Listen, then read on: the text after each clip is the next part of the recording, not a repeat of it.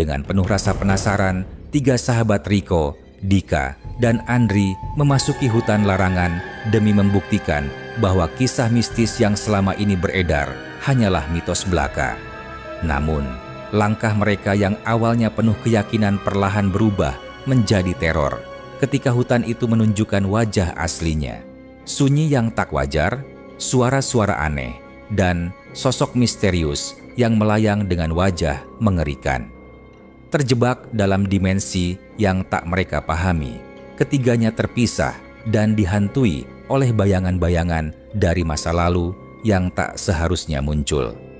Apa mereka bisa keluar dari dimensi yang mengurungnya? Temukan jawabannya dalam Siluet Malam yang penuh misteri. Siapkan diri kalian, karena kita akan mengungkap kisah yang tidak akan pernah kalian lupakan. Jangan lupa subscribe, like, dan share video ini ke teman-teman kalian, agar mereka juga bisa merasakan misteri yang sama. Tinggalkan komentar di bawah jika kalian punya pendapat dan cerita horor seram untuk dibagikan. Terima kasih, semoga diberi sehat dan bahagia selalu. Selamat menonton Pagi yang Berkabut. Rico, Dika, dan Andri, tiga sahabat yang telah lama bersama, merencanakan perjalanan yang telah lama mereka impikan, menyusuri sebuah hutan yang terletak jauh di luar desa.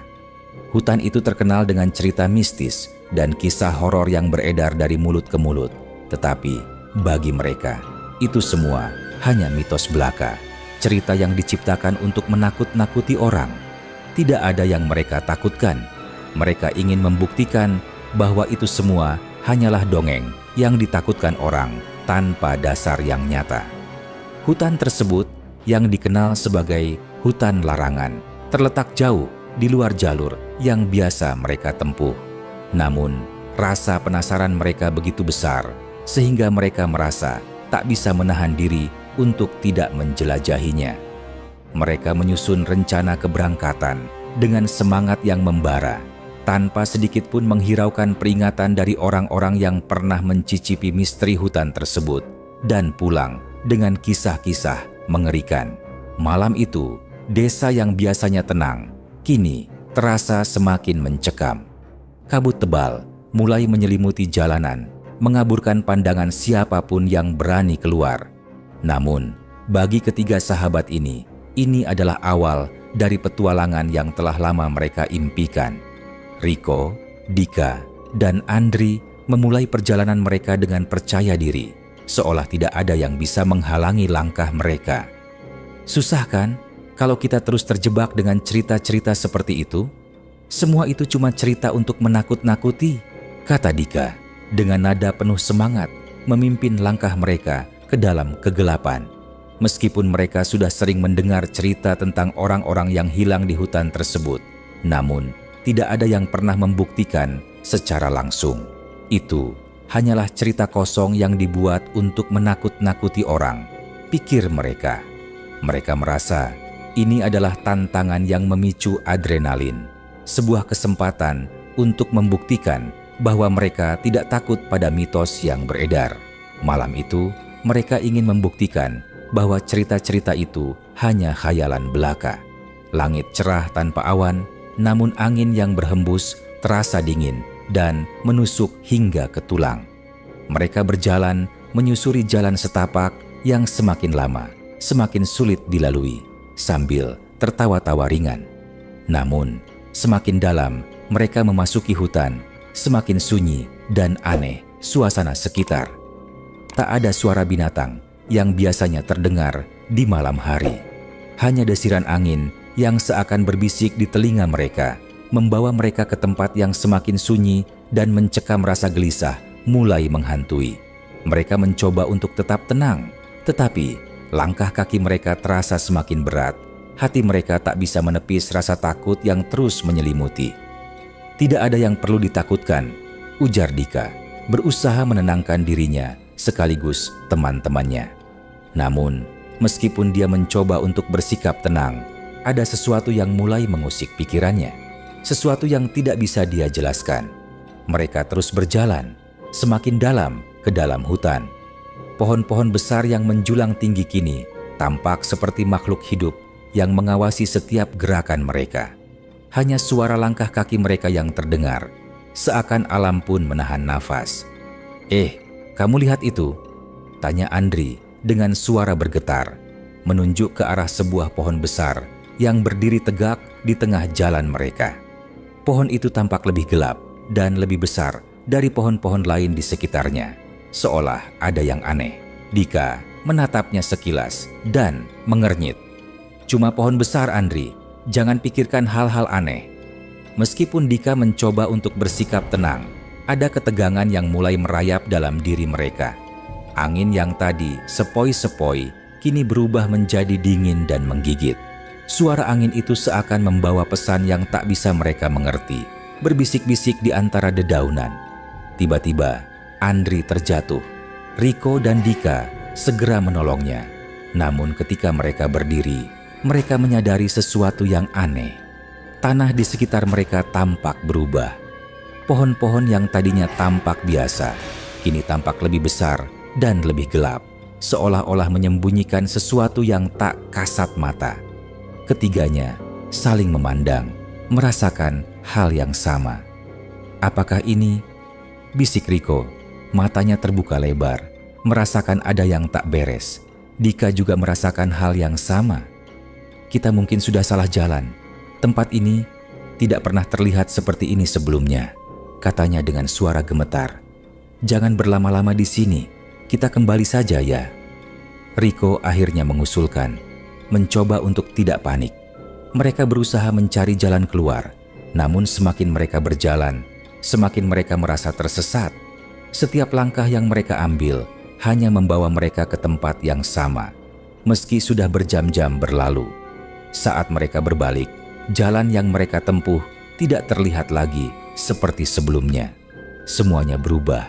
Hutan yang tadinya teratur kini tampak berputar-putar, seakan mereka terperangkap dalam labirin yang tak bisa mereka keluar.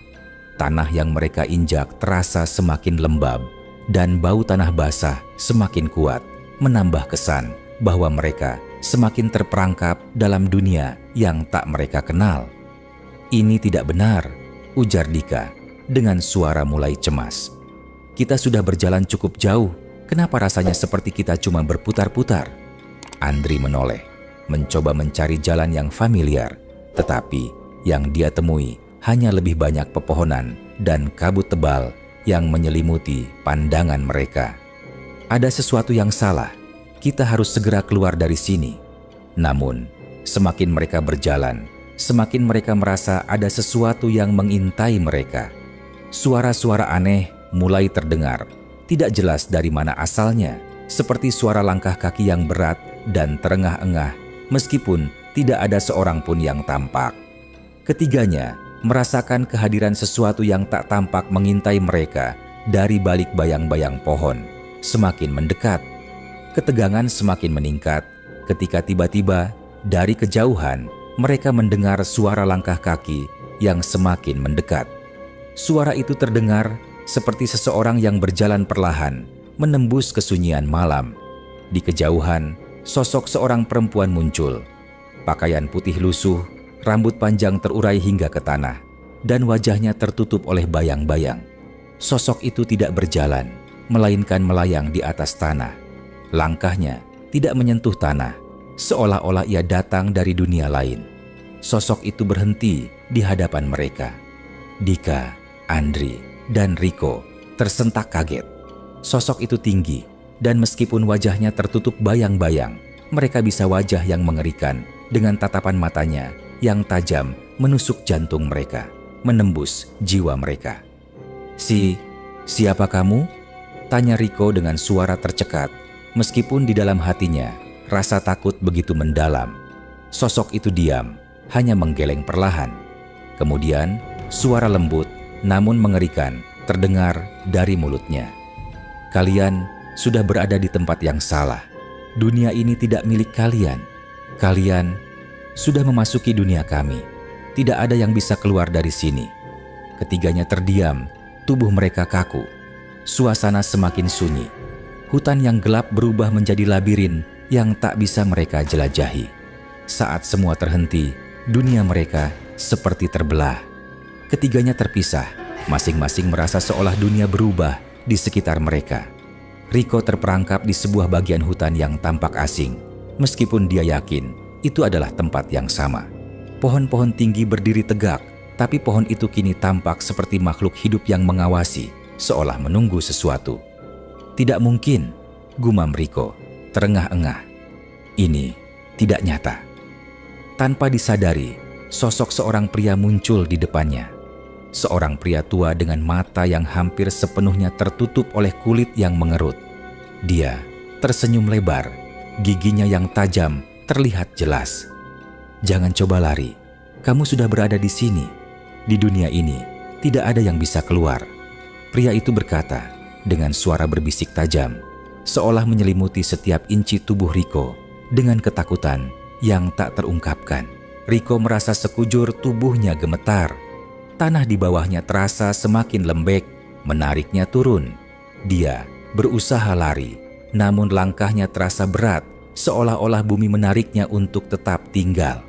Dalam kegelapan yang pekat, Rico mendengar suara aneh, seperti suara teman-temannya yang memanggil namanya dari kejauhan. Hatinya penuh kebingungan dan ketakutan.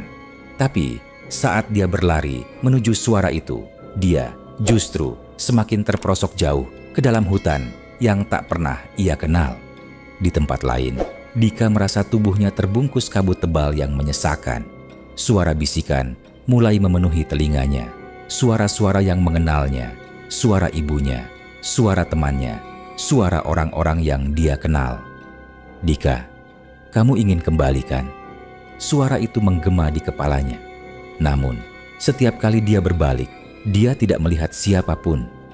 Apa yang terjadi? Kenapa aku tidak bisa keluar? Teriak Dika. Panik, suara-suara itu semakin keras, seakan mengejeknya. Andri terbangun di sebuah rumah tua yang remang-remang. Pintu rumah itu terbuka lebar, dan udara di dalamnya terasa berat. Dindingnya lembab, dan suara ketukan datang dari bawah lantai. Tolong, bantu aku. Suara itu terdengar dari bawah tanah. Ketika dia mendekat, lantai di bawahnya pecah, dan tangan-tangan hitam keluar, meraih kakinya, dan menariknya ke dalam. Andri menjerit ketakutan, dan suaranya menghilang dalam kegelapan bawah tanah. Ketiga sahabat itu kini terperangkap di alam gaib, sebuah dunia yang tidak bisa mereka pahami. Mereka tak pernah bisa keluar, dan suara mereka kini bergema di dalam hutan, mengundang jiwa-jiwa penasaran yang berani masuk. Suara mereka ikut mengisi malam yang kelam, menunggu orang lain yang berani menginjakkan kaki di sana. Mereka yang datang hanya untuk mencari kebenaran, tapi yang mereka temui hanyalah dunia yang tak bisa mereka tinggalkan. Malam-malam panjang pun terus bergulir, dengan mereka yang terus mencari jalan keluar yang tak pernah ada. Pagi tiba, ketiga pemuda itu tidak kembali.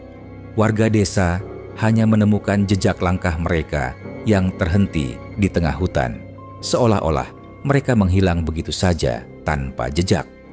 Kini, setiap malam, warga yang lewat selalu mendengar suara tangisan dan teriakan memanggil nama teman-teman mereka, tetapi tak ada seorang pun yang bisa menemukannya.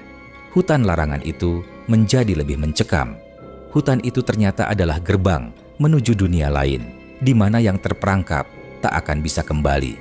Hutan larangan yang dulunya hanya menjadi cerita yang dibicarakan dengan rasa takut dan rasa ingin tahu, kini semakin mencekam dengan hilangnya ketiga sahabat.